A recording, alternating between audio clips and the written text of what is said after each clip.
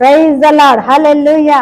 మన ప్రభువును రక్షకుడైన యేసుక్రీస్తు పరిశుద్ధ నామంలో ఈ ఉదయకాల సమయంలో అరుణోదయ ప్రార్థనలో పాల్గొన్నటువంటి ప్రేమనాత్మిల్లారా, యేసయ్య కృపా పరిచయ తరఫున నా హృదయపూర్వక వందనాలండి. మిమ్మల్ని మీ కుటుంబాలను దేవుడు సమృద్ధిగా దీవించి ఆశీర్వదించునుగాక. ఆమెన్. మరి దేవుడు ఈ నూతన దినాన్ని మనకు అనుగ్రహించాడు కదండి. అందును బట్టి దేవాది దేవునికి రెండు చేతులెత్తి కొంచెం సమయము స్తోత్రాలు చెల్లిద్దాం. ప్రభువానికి స్తోత్రమయ్యా. ఈ నూతన దినాన్ని చూసే భాగ్యాన్ని, ధన్యతను మాకు అనుగ్రహించారు ప్రభా. ఇది కేవలం నీ దయచేతనే మాకు కలిగింది నాయన. అందును బట్టి నీకే స్తోత్రమయ్యా. స్తోత్రం స్తోత్రం స్తోత్రం స్తోత్రం స్తోత్రం స్తోత్రం స్తోత్రం స్తోత్రం స్తోత్రం. నా జీవం నీ కృపలో దాచితివే, నా జీవిత కాలమంతా ప్రభువా నీవే నా ఆశ్రయం, నా ఆశ్రయం. నా జీవం నీ కృపలో దాచితివే, నా జీవిత కాలమంతా ప్రభువా నీవే నా ఆశ్రయం, నా ఆశ్రయం. నా జీవం నీ కృపలో దాచితివే.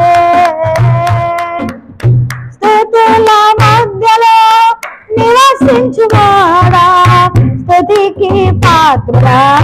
స్తుతుల మధ్యలో నివసించువాడా, స్తుతికి పాత్రుడా. స్తుతి యాగముగా నీ సేవలో పానార్పణ చేతుని, స్తుతి యాగముగా నీ సేవలో పానార్పణ చేతుని.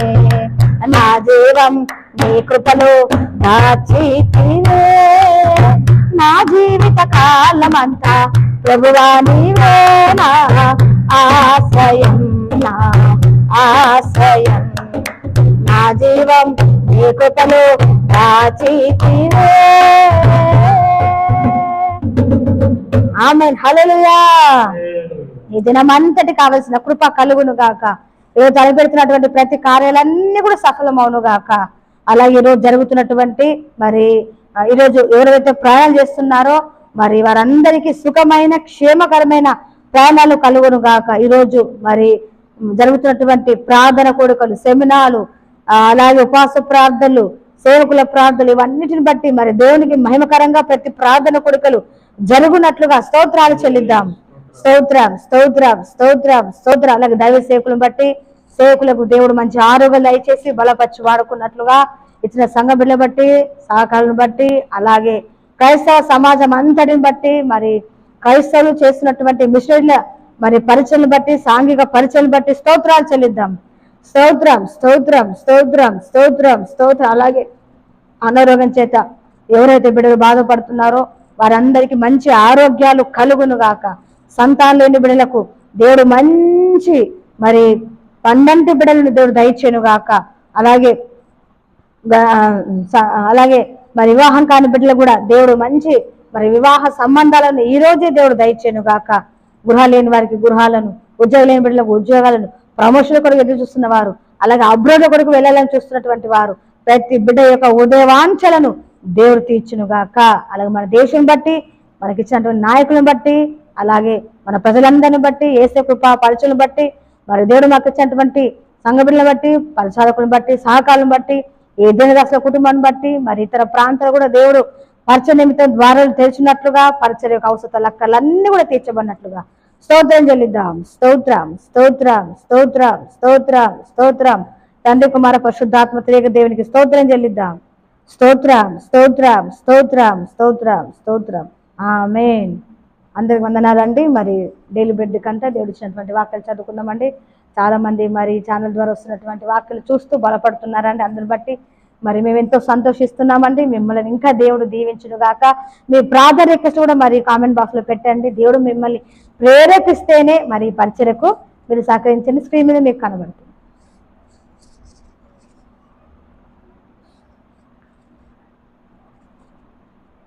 సరే అండి, ఆమోసు గ్రంథము 5వ అధ్యాయము 11వ వచనం చదువుతాను చూడండి. 5:11 మనకు తెలిసినటువంటి వాక్యమేనండి. 5:14 అని క్షమించండి, 5:14.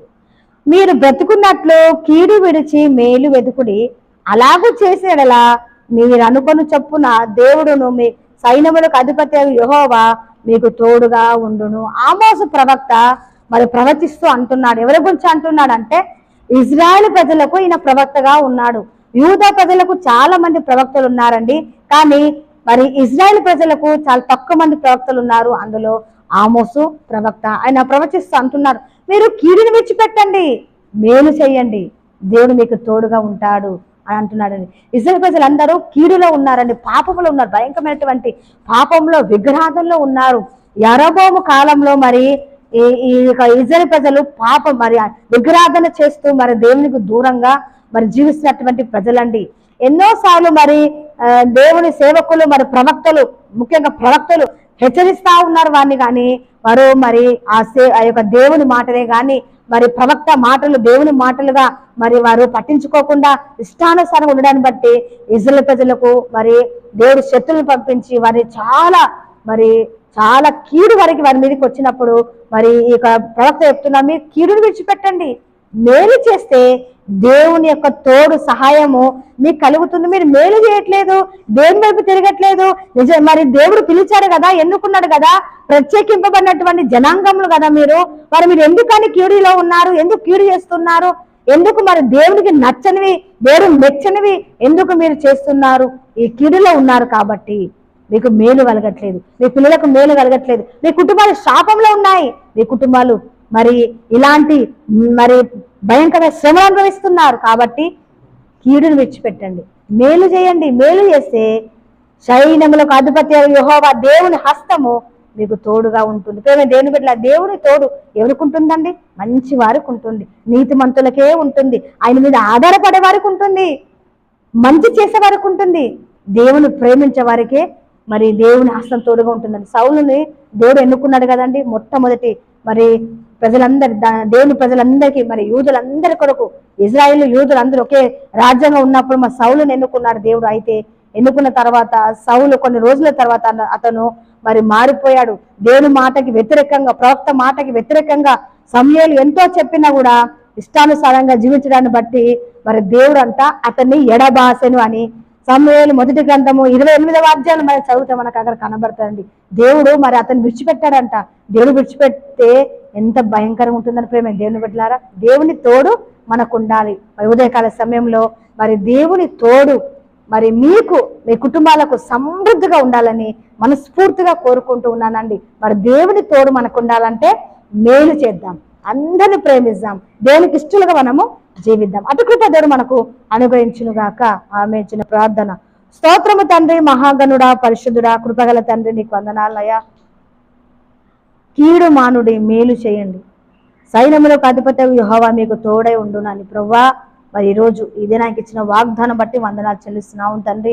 నీ తోడు లేకపోతే మేము బ్రతకలేమయ్యా, ఒక్క క్షణమైనా మేము ఉండలేము ప్రభువా. నాయన ఎప్పుడు మేము నీ కృపలో ఉండాలి, నీ హస్తపు నీడలో మేము ఉండాలి నాయన. ఎంతమంది అయితే ఉదయకాల సమయంలో ప్రియులు నీ మాటలు వింటున్నారు నాయన, ప్రతి బిడ్డని మీరు దీవించండి అయ్యా. మీ చల్లటి మరి రెక్కల నీడలో కుటుంబాలను, పిల్లలను భద్రపరచమని ప్రార్థిస్తున్నాం నాయన. ఎక్కడ వెళ్తున్నా మీ సన్నిధి ప్రసన్నత బిడ్డలకు తోడుగా ఉంచమని ప్రార్థిస్తున్నాం. దినమంతా నీ కృప క్షేమములు మా వెంట వచ్చును గాక యేసయ్యా. ఆయన నీకు స్తోత్రాలు చెల్లిస్తూ యేసునామమున ప్రార్థిస్తున్నాం తండ్రి, ఆమేన్.